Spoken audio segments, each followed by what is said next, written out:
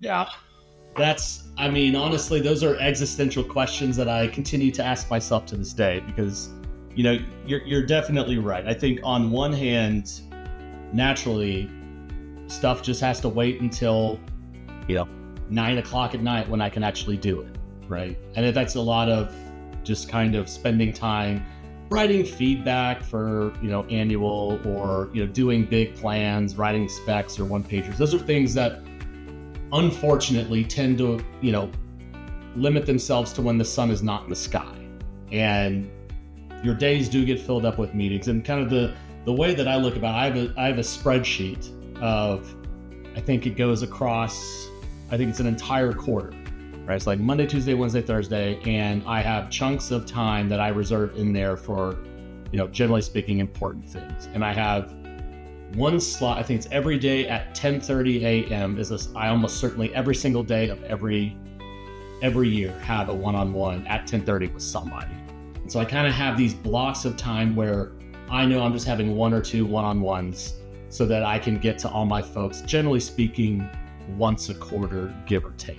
Now, if you're the CEO, clearly that's clearly not going to work, right? And so one of the things that I've kind of learned from my manager now is, the concept of team on-ones, right? To where, it's just, the skip and, one of the teams without the team's engineering manager there. And part of it is, I know it sounds like, oh, let's debate your manager's performance and things like that, but it's more for the purpose of understanding, hey, what's going on? Like what is working? What's not working? Like, are the things that I'm communicating through to your manager getting to you? Is there a disconnect somewhere along the line? And that's, to a certain extent, something that's kind of going on right now, and certainly something that I need to address. But the nice thing is I know about it, right? And if you don't, take the time, and unfortunately there's no shortcut. Like, you have to communicate. You have to spend the time to build those relationships to understand. Now, whether that happens 4 times a year for your skips and so on and so forth, whether you do kind of the batch processing, so to speak, with the team on ones, there's a couple of different ways that I found to be successful depending upon what you're going to get. But thus far, I'm kind of at the brink where if we continue to add, new people or new teams, I'm going to have to rethink some of this, kind of to your point. But regardless, even if it's, once a year, right? Having the ability to have that conversation, and I don't come up with the agenda. It's 100% up to if the IC wants to talk about, or the EM for that matter, why the sky is blue. I mean, that's your prerogative, right? Doesn't seem like the best use of time, but that's their time, and I am here to honor their time. I've never talked about why the sky is blue, just for the record, but it gives everybody a chance to talk through the things that are most important to them, and they may not have anything to do with work, right? Hey, in a couple months, like, my fiance is moving to so-and-so, and, I would like to go remote. Or, hey, I need to go travel to take care of a family member, right? Those are the things, that come up relatively often that, if I didn't have that conversation, I would be asking, why is this person out for a month? Like, we've got to get that done.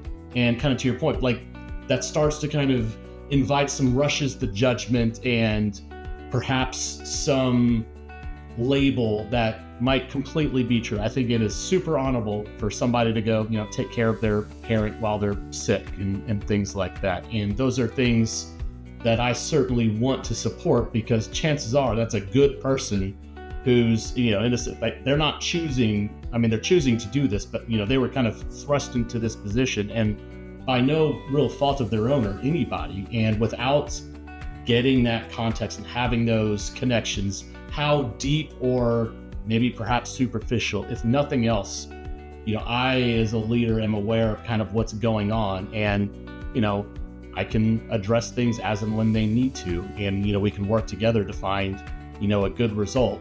Because over time, when you build up enough of those things, eventually you get to that point where going back to, kind of that previous analogy, I will follow this person to the end of the earth because they are amazing. They get that they all have a fundamental insight onto me, my needs as a human, not just, an IC, writing code.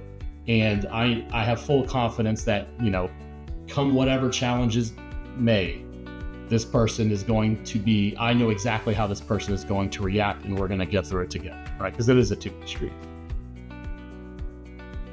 How do you know when you know enough about a person? Ooh, that's a good question. I don't know. I haven't really thought about that. I think a lot of it is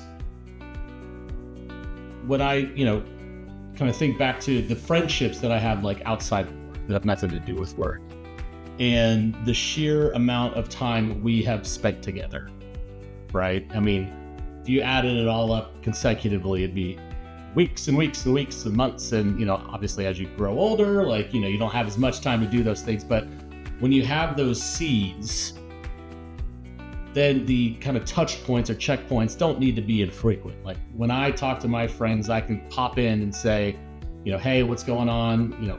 I saw something funny or whatever. We just kind of pick up where we left off because we have that solid base. And so kind of relaying that back into the workplace, when I take a step back and think about it, I talk to each person, I think 4 or 5, each certainly skip like 4 or 5 times a year, one-on-one.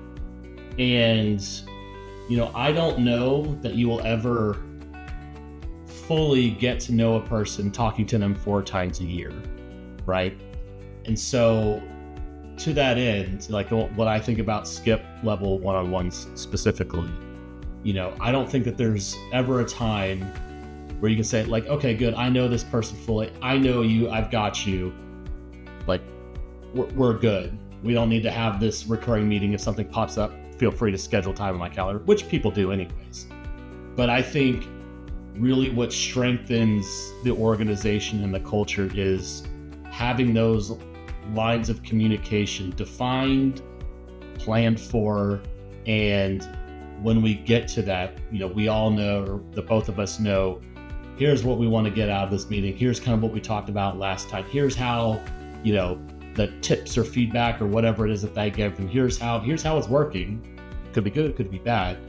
And so, long-winded way of saying, I don't think you ever know enough about a person, right? Because again, people come, people go, and if you don't have those slots, popping up stack a little bit, right? When we were talking about there's not enough hours in a day, when people leave, I just hold that slot for like a to be hired. Like if we're going to backfill the position or somebody new comes in, I can just slide them right in there and not have to completely blow up my schedule, right? And so, it helps me have that reserved time for that person. We can talk about, whatever's bothering them, both professionally in their lives, and how we go from there. But gosh, yeah, I don't think you ever really know enough about a person to really understand, what they're going through, what's going on, beyond, hey, I've worked with you for 10 years and now I've moved to a team that's adjacent to you to where we still see each other, and great, maybe we don't have those, monthly, bi-weekly, whatever one-on-ones. Like I have one-on-ones with people that do not report to me anymore, right? They did it one time. They're very infrequent, right? But at the same time, it's allows me to understand more about what they're doing, and at least from a professional standpoint, hey, what are the things that you're investing in? Because I'm not talking to your leadership chain, at least beyond kind of like high level, company objectives. And so, I think it's just lines of communication, and the more lines of communication you have open, I think the better that you can align and advocate for yourself and your teams. And so, no, I don't think you ever really know enough.